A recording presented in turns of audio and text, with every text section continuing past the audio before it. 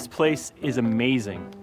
I can't think of a better place to talk about natural light and food photography than right here.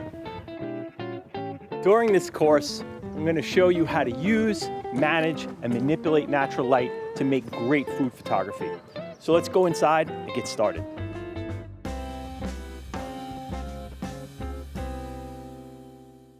So before we start anything, before we touch a camera, what I really want to do is talk about the importance of being able to manipulate natural light, because food looks its best in natural light.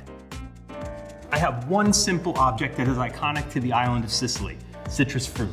With this, I want to show you some basic techniques on how to manage light. When you walk into a kitchen, what do you see? Light coming through a window. That's one directional. It's the sun streaming through the window. So I want to create light that looks like it would be natural in a room. In this room right now, I have light coming from left to right over my subject. Now, left to right, which is side lit, is one of the two major positions that I want to be in for food photography, or backlit, which is where my subject is between me and the light. In order to take professional looking pictures, you don't need a whole lot of professional looking equipment. You need a roll of tape, some paper, and some cardboard.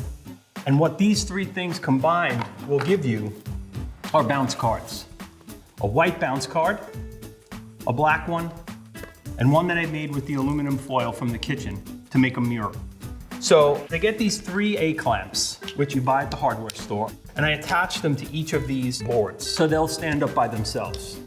Now what I want to do is use each of those cards to show you exactly what happens when you use them with a camera. So we're going to start clean here with nothing. So we have a baseline image that we could take a picture and see exactly where we started.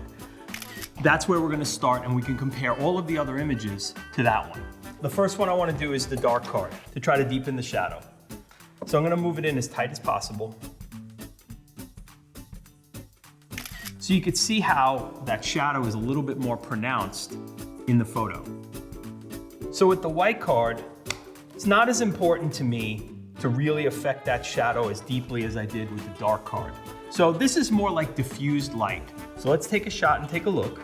Now, if you focus solely on the shadow, you're going to notice that it is considerably lighter than it was with the dark card.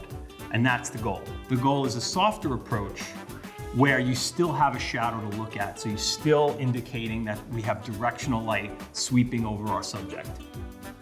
And finally, what I want to show you is that hard light look, which is what you're going to get when you use something like this mirror film. So this is going to imitate that bright, even look that's become very popular in food photography.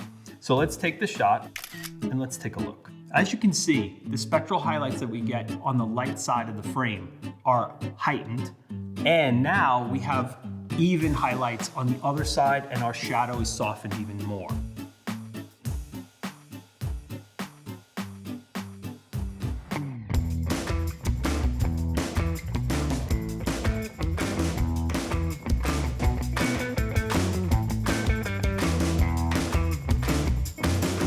So I've prepared a few pieces of citrus for us to shoot because I want to demonstrate a couple of things that are important about why we're using natural light and why that one directional light is so important to food photography.